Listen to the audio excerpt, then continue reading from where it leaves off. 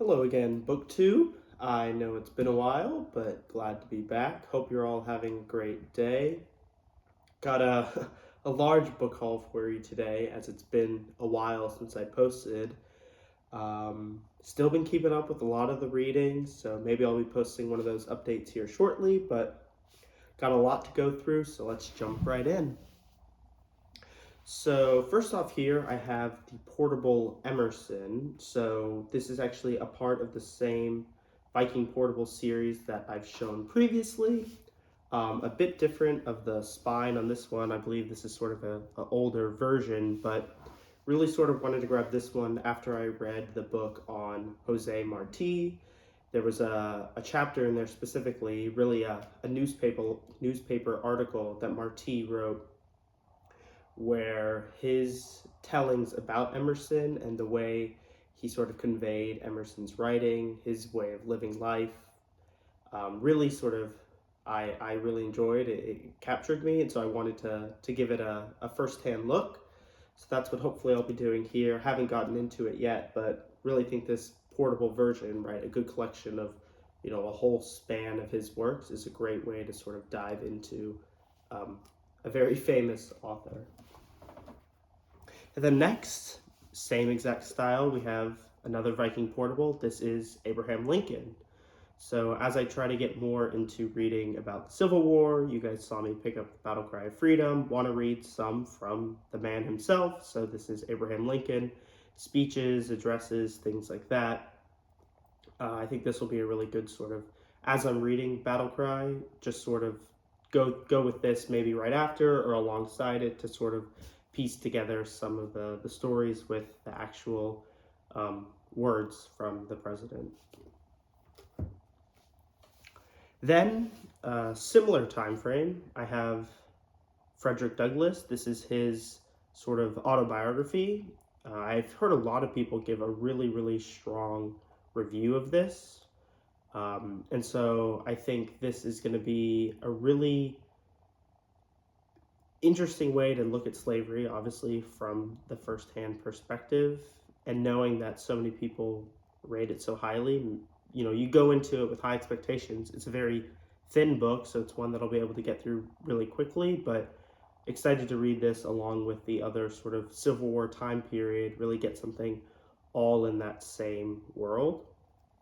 And so for all of these have been from the same trip, and as you can see, there was a bit of a history theme, because the next one I picked up here, World War II, William Shearer, The Rise and Fall of the Third Reich, another one about World War II, right? People say this is sort of a classic, a staple, and reading a bit about Shearer, he was working for I believe it was CBS at the time, got to really be in, I think it was Germany and Austria, and so he has this incredible first-hand perspective. I've really liked a lot of the Jon Krakauer writings, so sort of that journalistic style. I imagine this, coming from someone working for the news, will be similar, and then picking up sort of that historical element from World War II. And then finally, from that same trip, moving on to the Vietnam War now, I have Stephen Wright's Meditations in Green.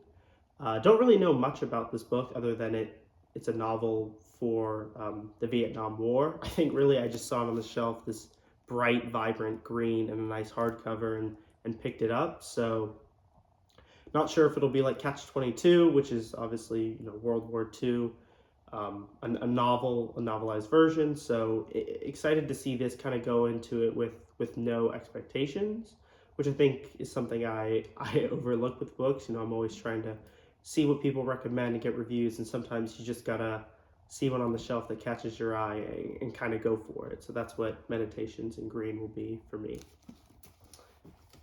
And then, I'm not sure if I mentioned it on here before, but at this particular bookstore, I had been eyeing something, and I finally decided to commit. And that is a 3-volume set of the letters of Jack London. And it really got to the point where I was thinking about it so much. I was so worried someone else was going to come in and buy them. The prices I saw online were way more than what the store was offering. And so I finally just sort of bit the bullet and bought them. maybe more so just because I think they look really nice on the shelf. Then I'll be able to, get through them over time. There are obviously, it's a former library set, so there's, the stickers, there's stamps on it, but overall, really, really good condition. If I can show you, like the cover looks really nice. It's got the signature on all 3 volumes. This here's the 3rd one. And just sort of goes through. I was reading, a bit from basically the group of people that put it together and how they tried to put as much as possible. It's way more than any other editions that have been released in the past, and so this is sort of, the main. If you want to read the letters, this is sort of the main place to go to get everything, other than the purely rudimentary just letters that Jack may have sent out. So excited to have these in the collection. They look really nice on the shelf. They normally go, right there in this big gap. So this was a fun one, kind of splurge, but worth it, I think. Then next, I'll slide these out of here. Next, got a few book gifts. The first one here is The Good Soldier Schweck. I hope maybe I'm saying it right. And this is one that is supposedly, when I was looking at it and saw it in the store and quickly read it, is Catch-22 before Catch-22, meaning it was written before and it takes place in World War I, but it's supposed to be a similar style where it's sort of satirical. You got that comedy element in, a very dramatic war setting. So I know very little about this book, but, just saw it and you say, oh, it's reminds me of Catch-22, which is a fantastic book. I'm very interested. So I think this one's going to be very short on the list of reading next. I'll definitely give you guys an update on whether or not you should read it, because I have pretty high expectations from what I've seen.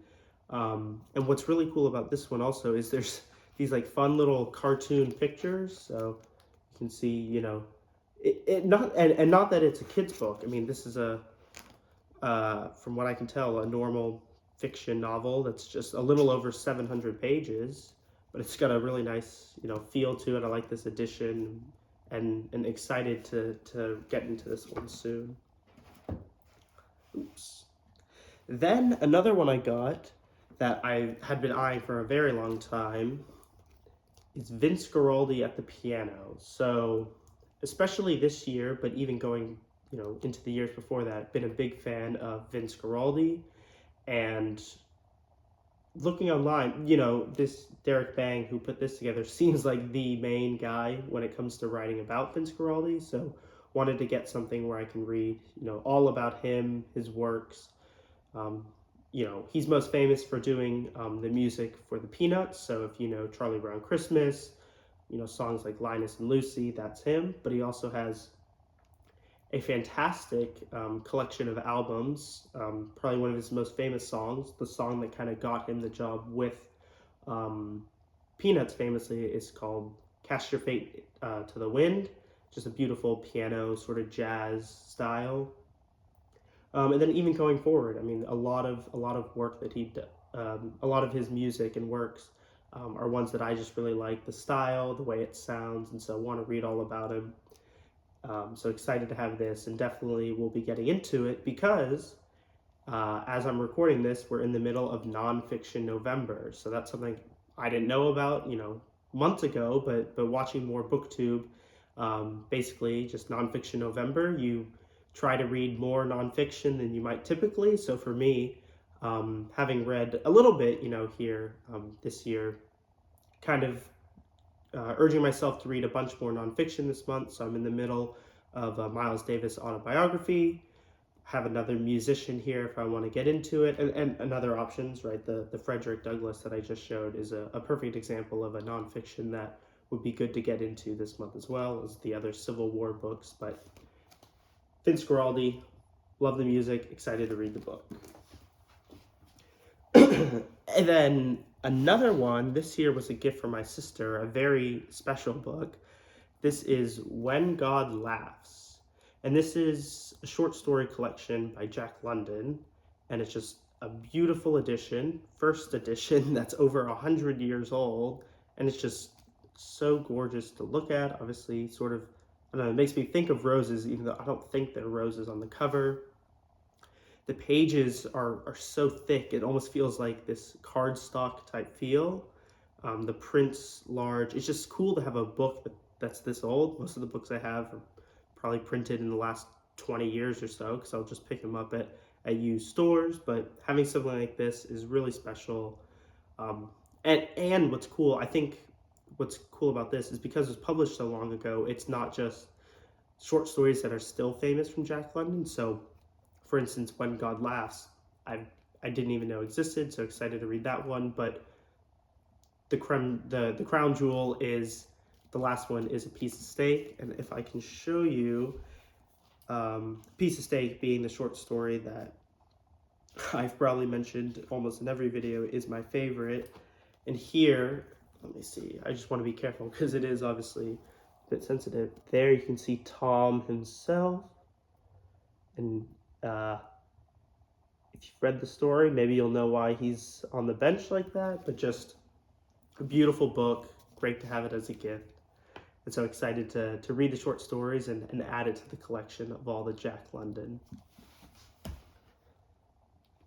And then we're going to get into something a little different on the channel, and that is some vinyl records. So as you can see here, I have my turntable and I have a bunch of records, but I don't think I've actually ever showed any on the channel. But one that I found, Steely Dan's Asia. Very popular album, and one that my brother I know loves. I think it's very, very good. And even just trying to listen to it a bit more. For instance, the first track on this is called Black Cow. Great song. And then I was just doing a bit of research, and apparently Black Cow, when they say, drink your Black Cow, it's a reference to a root beer float, possibly with alcohol. I'd never heard that. Love root beer floats, so now I gotta start referencing them as Black Cows. But just a beautiful album. I believe this is actually from 1977 when this album came out. So just really fantastic to have. It's a great listen. It plays well. If you haven't heard it, you'll probably love it. And if you have, you already know why I probably was so excited to find this. Then another album I found, which brings me into a reading update. This is Dr. Zhivago, the film soundtrack. So since I last posted a video, I actually read Dr. Zhivago, the Boris Pasternak famous novel, and really enjoyed it. I thought it was well written. I think the Russian lit world is really sort of close to me. I feel like every Russian lit book I've read to this point has been probably at least a 4 out of 5, book. Zhivago included in that. And so, while I haven't seen the film, I was trying to look for it. I need to see if my library has it. I couldn't find it streaming anywhere. It was like a $3 record in great condition. So excited to add this one. Another one here we have is The Sting. This is by Scott Joplin.